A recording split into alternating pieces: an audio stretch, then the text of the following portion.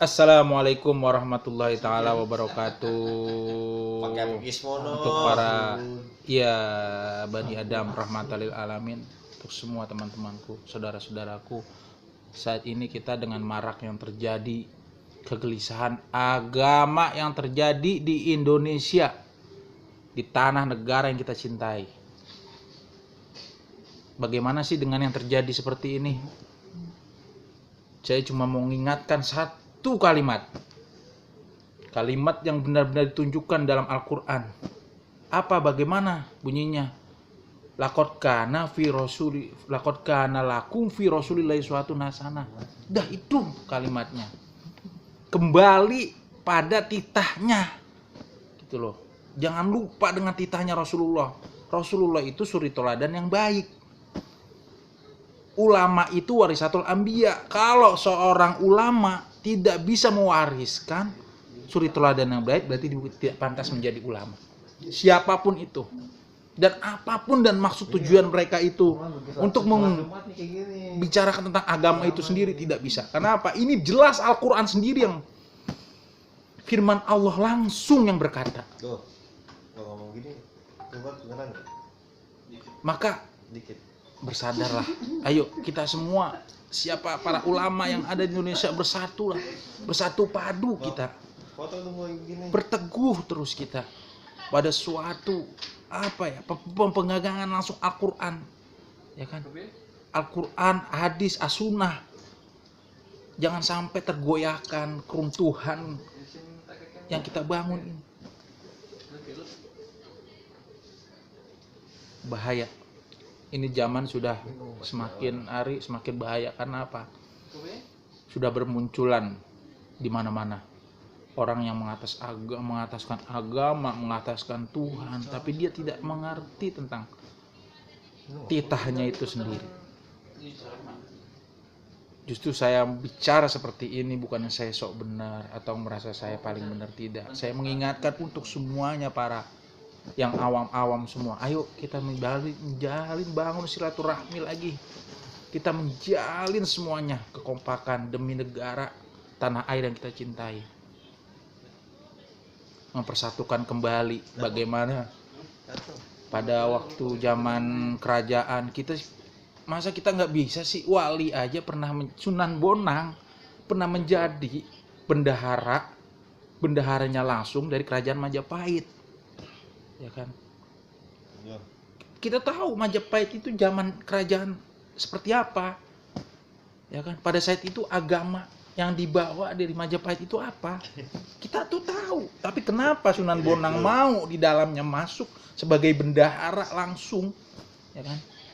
Ditunjuk. Bahkan pemerintahan pada saat itu kan belum beragama Islam Majapahit. Tapi Sunan Bonang mau masuk di dalam politikan yang dipegang langsung oleh Raja Majapahit. Kenapa kita tidak bisa gitu loh? Mari kita bangun dari sekarang lah. Kalau Habib Lutfi aja bisa menghormati seorang Jokowi, kenapa lain yang tidak bisa gitu loh? Apa masih kurang keulamaannya Habib Lutfi? Kan tidak. Kita tahulah beliau siapa. Mbah Malik almarhum, ya kan, guru saya berkata, beliau memesan kepada saya, suatu orang tua, bahwa itu adalah Nabi Khidir. Ya kan, kita tahu julukannya Mbah Malik terhadap Habib Lutfi itu siapa? Sultanul Aulia. Itu gelarnya langsung. Maka kita hormati langsung. Kita pemimpin kita tuh untuk agama. Kita panuti ya Habib Lutfi gitu loh. Ini tuh udah semakin kacau ini negara kita. Karena apa? Agama yang menjadi pencengkram ini.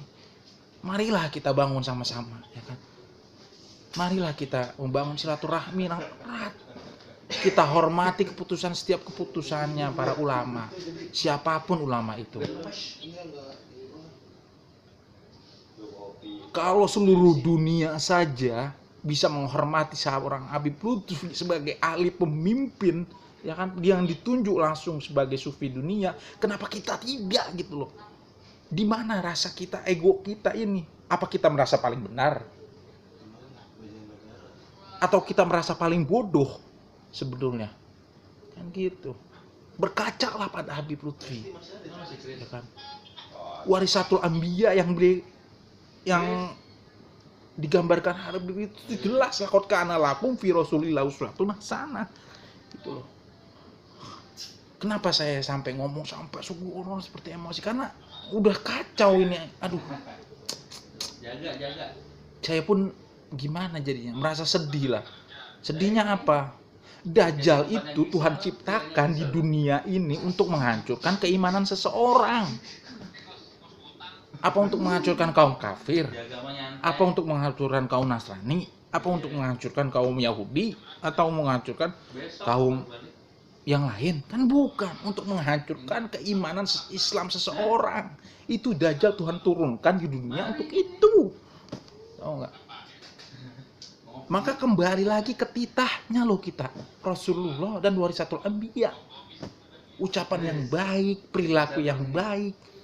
Gitu loh. Kita aja nih Rasulullah mengajarkan kita, sama musuh kita aja. Kita suruh berbuat baik kok. Jangan dimusuhi. Kita disuruh buat baik sama Rasulullah. Kamu tahu sendiri kan bagaimana sejarahnya Sayyidina Umar ketika membunuh Rasulullah. Tapi apa balasan Rasulullah? Rasulullah membalik dengan cinta. Masa kita nggak bisa? Gitu loh. Maka dari itu untuk para sahabatku yang di rumah, untuk saudara-saudaraku yang seiman, marilah kita kembali ke titah kita, Rasulullah SAW dan warasatul anbiya semuanya. Jangan membuat kekacauan di negeri ini. Kenapa saya merasa juga terkacaukan dengan terjadinya agama yang begitu ruwet. Seakan-akan tuh agama Islam itu dibikin ruwet, padahal tidak gitu loh. Cinta, karena Islam itu artinya selamat, maka kita harus menyelamatkan. Kita harus selamatkan negara, kita harus selamatkan orang-orang Nasrani yang bukan seiman dengan kita. Kita harus selamatkan mereka semua. Dengan cara apa? Ya kita menjalin silaturahmi. Kalau agama lain bisa menghormati kita, kenapa kita enggak? Gitu loh.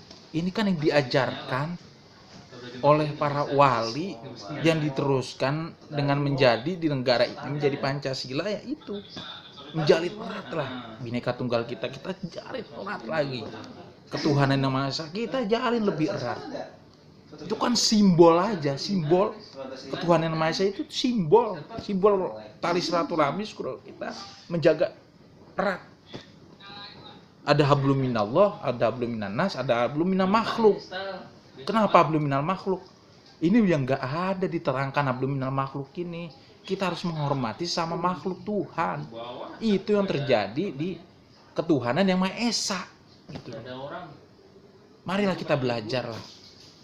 Jangan merasa diri kita itu paling benar, jangan. Justru ini manusia itu tempat yang kotor, tempat yang hina. Sehina-hinanya manusia dari lonte, ya lebih hina kita. Makanya ada kalimah ya kan yang diturunkan untuk berdoa untuk diri kita sendiri. Allahumma rabbana zalamna anfusana wa illam taghfir lana wa tarhamna lanakunanna minal khosirin. Itu kan kembali ke diri kita. Diri kita ini yang salah, bukan orang lain. Ya kan? Kalau kalian bisa berkomentar, ya kan? Apa kalian tidak bisa berkomentar untuk diri kita sendiri? Sebab kenapa? Ada rokib, ada atid. Tugasnya untuk mencatat amal kebaikan dan keburukan kita. Kenapa yang kita harus berkomentar untuk orang lain? Komentarin dulu diri kita. Udah benar apa belum? Kan seharusnya seperti itu. Jangan lupa lah dengan segala macam yang diajarkan oleh Al-Quran, hadis dan as-sunnah. Jangan sampai lupa lah kita. Bisa kalau udah nyala. La ilaha illa anta subhanaka inni kuntu minaz zalimin. Itu kan lagi kembali ke diri kita. Bukan manusia yang lain, bukan makhluk yang lain, tapi diri kita. Itu namanya ilmu ketuhanan yang Maha Esa. Gitu loh.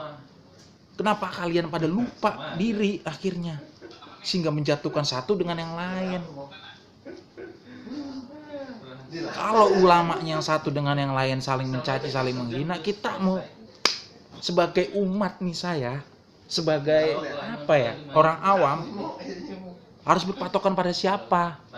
pada nabi, sedangkan nabi sudah tidak ada, warisatul anbiya, kan gitu.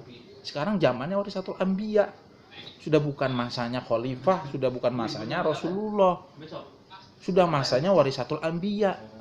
Kenapa ulama gitu loh? Kalau ulamanya seperti itu, saya akan mencontohkan siapa? Langsung ke Rasulullah. Nggak sanggup saya, jujur tidak sanggup. Rasulullah itu suci, bersih, dijamin bahkan beliau. Sedangkan saya ini umatnya belum tentu. Walaupun Tuhan itu maha pengampun gitu loh. Jadi marilah kita bersama-sama belajar lah.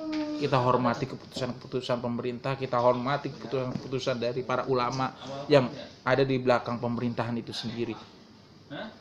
Beliau toh juga tokoh ulama yang kita harus hormati dan hargai.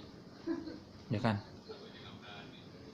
Kalau kalian bisa menghormati Habib Rizik, kenapa kalian tidak bisa menghormati Habib Lutfi yang sudah membuat keputusan menjadi Watimpres, kan gitu.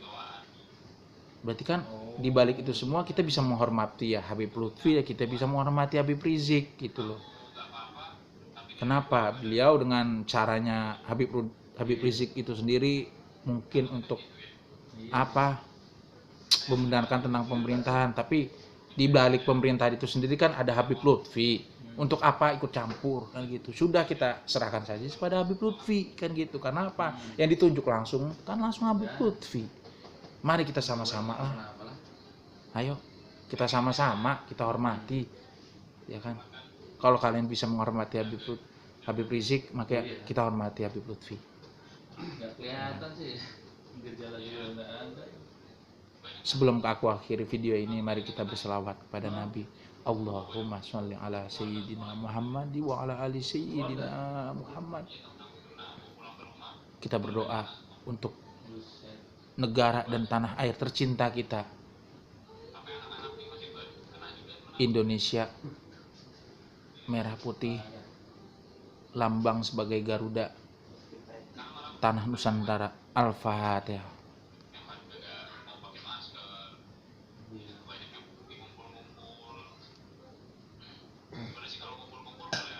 Terima kasih. Wassalamualaikum dari saya. Cukup sekian. Bila ada salah dan kurangnya dari pembicaraan saya ini, mohon dibukakan pintu maaf yang selebar-lebarnya. Sebab saya juga manusia biasa yang tak luput dari salah, dosa, dan khilaf. Kurang lebihnya mohon dipermaafkan dan dibukakan pintu maaf yang selebar-lebarnya sebagai sama manusia, sebagai sama seiman, saudara seiman.